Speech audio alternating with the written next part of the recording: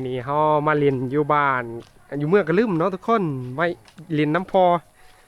ใหญ่สวัสดีพ่อใหญ่ซื้อหยังก่อลุงโอ้ซื้อลุงว้าวตอนนี้พอลุงเฮ็ดหยังก่อสูบยาบ่นี่สูบยาว้าวอันนี้เป็นการสูบยาเนาะยาอีหยังก่อนนี่จึงยาสูบกับน้ำอ้อยน้ำตาลใส่โอ้นี่มันมีน้ำตาลน้ำอ้อยมันก็รสชาติมันก็สิหวานหวานโอ้โดยพอลุงอายุจักปีก่อนเอาประมาณอากาศมันเย็นแบบอากาศเย็นบ่ฮ้อนเป็นไดแม่นเนาะมานั่งลินกับพอลุงแล้วโอ้อันนี้เรากำลังสูบยาเนาะทุกคนนี่เฮาเห็นว่าเดี๋ยวสิถ่ายนี่เด็กน้อยนี่สามารถสูบได้บ่ได้กันบ่โอ้เล็กน้อยก็ดุนะสูบโดยสิหอมแน่เขาเอิ้นว่าอีหยังอันนี้กอกโอ้โดย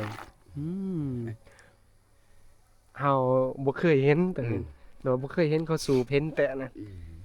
ว้าวมื้อนี้มาเบิ่งพอลูกเนาะเราสูบลองสูบลูกสูบบ่ได้บ่โดยแม่นว้าวเราให้ลอกเนาะโอ้ขอบใจหลายๆที่พอให้ลอกแต่ว่าคิดว่าโอกาสหน้าคือสิได้ลอกนั่นแหละนี่พออยู่นี่จักปีเด้อพอบ้านเกิดอยู่นี่เลยบ่หรือว่าบ่แม่นโดยนี่มาย้ายแต่เมืองเก่าหั่นล่ะโดยโอ้เพราะว่าได้ยินเขาว่าหลายคนเขาย้ายแต่เมืองเก่ามานี่โดยเมืองที่ย้ายแล้วโอ้เมืองกระลืมที่ย้ายโดยพรศักดิ์เป็นย้ายนะคุณสัตว์พรศักดิ์เป็นย้ายโดยพอมีลูกจักคน3มี3คนโดยสร้างครอบครัวเบิดแล้วเนาะมาโอ้สบายแล้วอาชีพหลักๆของเฮาอยู่ที่นี่เขาเฮ็ดหยังพอเฮ็ดไทยแล้วเฮ็ดไทยเฮ็ดบ่ได้เฮ็ดนาแม่นบ่บ่มีดินโดยมันดินเฮ็ดนานี่มันบ่มีเฮ็ดไทยเนาะทุกคนส่วนหลายก็เจ้าแม่นเฮ็ดไห้เนาะอยู่นี่เขาจะเห็นตามทางโดยมันทางนี่ทางเฮลนี่เฮ็ดนาบ่เป็นโดยดินดอนเฮลนี่เฮ็ดนาต่างบ่เป็นหรอกโดยไทยนี่ยาสูบตัวนี้นี่เฮาซอยเองบ่เฮาซอยเองโอ้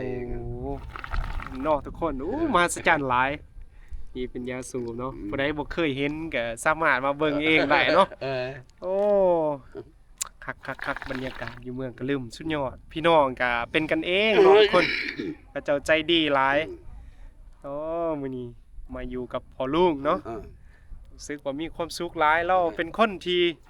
เว้าม่วนยิ้มหลายโอ้สุดยอดขอให้พ่อลุงอยู่ดีมีแรงเข้มแข็งเด้อในปีใหม่นี้ขอให้สุขภาพร่างกายสมบูรณ์เดี๋ยวพ่อลูกสิขอตัวไปก่อนไปโอเคขอบใจหลายๆขอบใจคือกันบ๊ายบายลูกกันโอเคขอบใจเนาะเฮาก็ได้เข้าไปยามนำพ่อลุงแล้วมื้อนี้ก็ถือว่าหลายอย่างเฮาจะเฮ็ดเนาะหลังจากเฮาได้ล่มได้คุยก็รู้สึกว่าอยู่นี่เขาเฟรนลี่เนาะเป็นกันเองโง่ทุกคนรู้สึกม่วนหลายเฮาเริ่มสิมักอยู่สถานที่แห่งนี้แล้วเนาะหลังจากที่เฮาได้ใช้ชีวิตกับพี่น้องอยู่ที่นี่เฮาก็รู้สึกว่าเขาเจ้าเป็นกันเองหลายแล้วมันกลมกลืนกับบรรยากาศอยู่ในเมืองเนาะมันเฮ็ดให้เฮาแบบรู้สึกแบบเย็นสบายแล้วก็ผ่อนคลายในการโอ้ล่มกับเขาเจ้าเนาะ Let's go bro ในการเอิ้นว่าสนทนาของเขาเจ้าก็บ่ได้หีบฮ้อนเนาะทุกคนรู้สึกว่าเขาสามารถสัมผัสได้ถึงความดีฟเขาเอิ้นว่าถึงวิถีชีวิตและก็วิธีการดำเนินชีวิตของเขาเจ้าโดยที่บ่อิงใส่ความหีบฮ้อนเนาะเขาเจ้าดำรงชีวิตแบบสบายๆรีแลกซ์ตอนเช้าพักผ่อนเย็นๆอาชีพหลักๆคือเราว่าอยู่นี่ก็เฮ็ดไร่เนาะทุกคนเขาเจ้าเฮ็ดไร่ตามภูตามผาโอเคทุกคนเขาจะอัปเดตให้ทุกคนได้เห็นเนาะแล้วเขาจะสัมภาษณ์แต่ละคนที่เขาได้ผ่านเนาะเขาจะ